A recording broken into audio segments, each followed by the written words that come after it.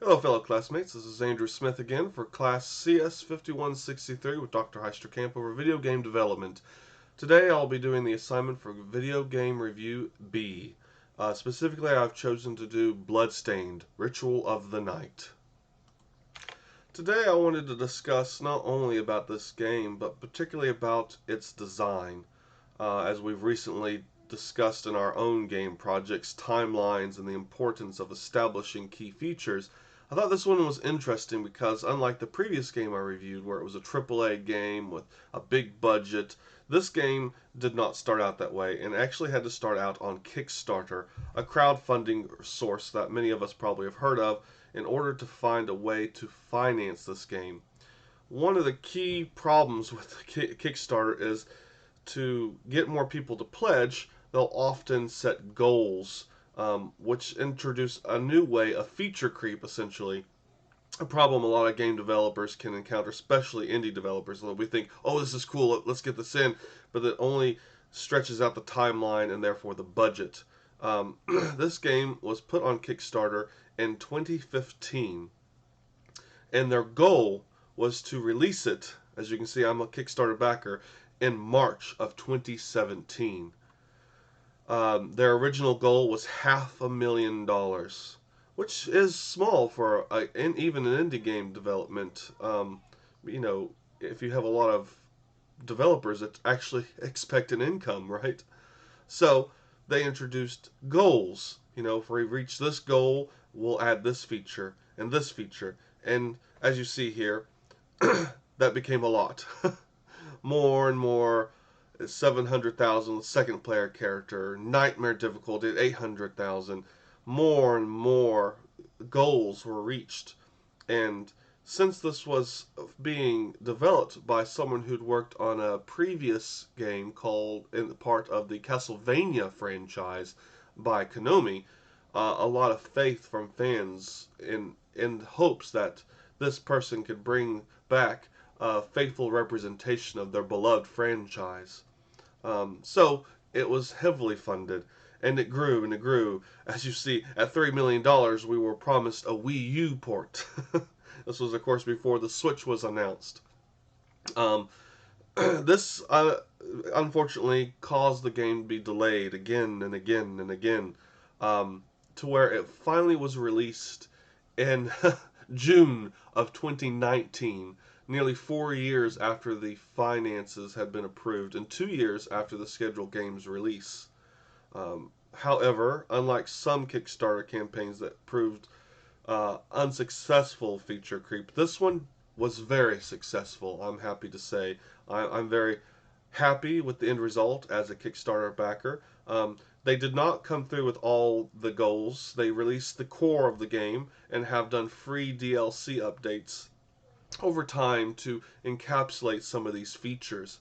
Um, that's not to say that all these came out. Some had to be canceled completely. Roguelike Dungeon, I don't think ever was really established the way they intended. Obviously, Wii U port was changed to a Switch port. Very good decision ultimately, because by the time this game did come out, the Wii U had been dead. Other than that, I just really wanted to establish that, project timelines are important, and doing something like this, though great, does encapsulate a way of doing feature creep that makes it difficult to keep a timeline dedicated. Obviously, they were unable to do that, and just have to kept telling their, tell all of us Kickstarter backers that, oh, we're sorry for yet another delay, but it's all good. That has not always been the case. I've backed many Kickstarters and have been disappointed with a few. This one I'm very happy with though. Now on to gameplay. As you see here, I've already turned on the game. I have played many hours on this game, so I'm a very high level character. This is an action adventure game, or has in its own category a subgenre called Metrovania. Metrovania's coined from the Metroid game and the Castlevania game, taking those two components and coming together. They usually feature, this 2D style artwork, which not necessarily, but is the typical case. A large map to explore, and more importantly, a way of growth. So I have established many abilities through the game that are not there by default, right? These are things that you grow with over time, and that's something that us gamers of Metroidvania games really enjoy, the growth, the experience that you gain. This one does have a leveling attribute as well, so you gain more life and experience. There's many ways of customizations and some things that are necessary to progress. There's a little bit of puzzling that's involved with these types of games, trying to figure out how to move on to the next stage. What is required of my character in order to progress?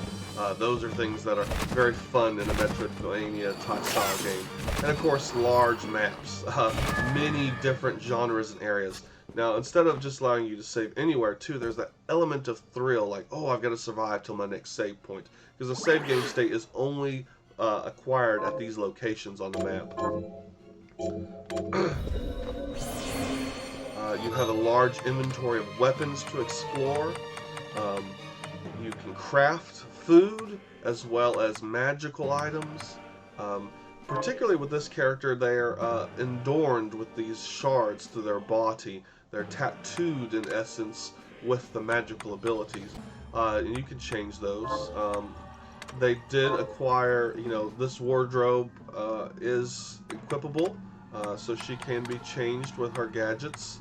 I just happen to have some of the most powerful artifacts crafted because I've spent way too much time on this game.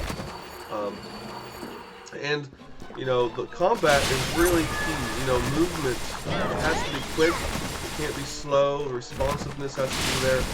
And these were things that they worked on and showed us as Kickstarter backers the progress. Some of the original backlash came with some of the sluggishness because they're using 3D assets in a 2D plane. So you're still confined to the 2D space, but everything is of course a 3D asset. This was developed in Unity, I might add, just like many of our things. And they had to work with some issues at the time. Some of the engine that they were using did not respond as well as they wanted, but they actually worked with Unity, if I'm not mistaken, in developing some fixes with those. And it's turned out smooth. All of it's very quick responsiveness, as you'd expect from a Metroidvania style game. There were issues with the Switch port. Some of the graphics did not handle well, I'll be honest, and it took many updates to get that responsiveness. Now I'm playing the PC version. I own it both on the Switch and the PC. I still prefer the PC. The resolution's higher, the responsiveness is quicker, there's no lag. Some of the boss battles get a little laggy on the Switch. They obviously are not able to generate the objects quick enough. They've had to turn some off. There's this one boss that uses a lot of gold coins in fighting, and it just really comes to a crawl on the Switch. But here is a major boss battle. It might be spoiler territory, but I just wanted to show it because it's cool. The cinematics are great for it. There's a story here, that progresses over time, and here we don't need to see everything here. So even Gramarye has. I'll skip that.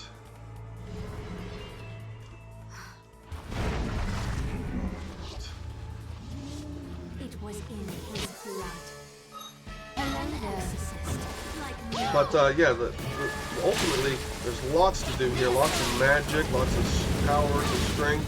It has been a while since I fought this boss, so I probably won't get as far as I would like to show you. Because they are the hardest, they're the final boss. They have 3 phases. But is instrumental in a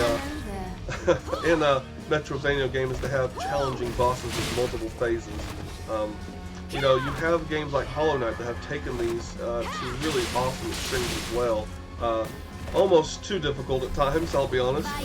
But the great thing with Metroidvania games, you can keep getting stronger, find new ways to do things, and I think that's really what separates them from just regular action games. Yeah, it's been too long.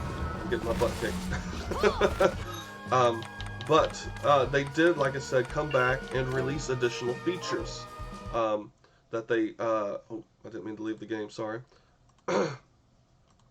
But they added the additional characters through free DLC to accentuate those goals that they wanted.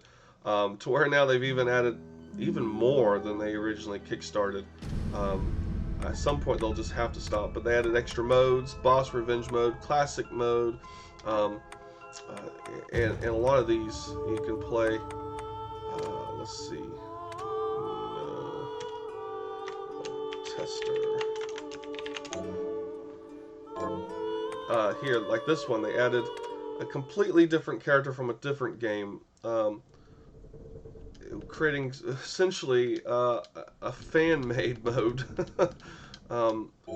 with this character, and they have completely different controls, different, as you see, HP demonstration. Yeah, they just really went above and beyond, just trying to do things that they could with their engine.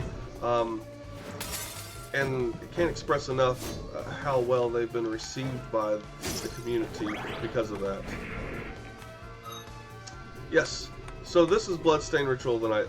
The one thing I would say that probably could be done better is just maybe a little bit better instructions. If you get stuck somewhere in the castle, it may not always be clear, and you really have to go to the internet to figure that out. I think they could have done a little better hinting system at what you need, or that, hey, you're absolutely missing something at this point and you cannot proceed without exploring elsewhere in the castle. That's some things that have been better, like in Hollow Knight. I think they did a really good approach to that. I never felt like I was really stuck on Hollow Knight, other than some of the boss battles. Whereas this one is like, am I not doing it right? Am I just stuck at this point in the castle? What's wrong? What am I doing wrong? I think a better system of clarity to show that you're missing something. Another game that did that better was God, I can't even remember the name of it. Another Metroidvania game where they actually used colors and weapon iconography to show, hey, you need this here to proceed. Oh, Shadow Complex, that's what it was. Shadow Complex did that, I think, the best of any Metroidvania game, because they actually allowed you to see that you're missing a specific artifact, you know, and just giving that to the player, a visual clue that, hey, you need to come back here later because you don't have the right equipment. I think was really well done, and could have been done better here. There's still some ambiguity. You know, am I stuck? Am I just doing something wrong? So there's things like that.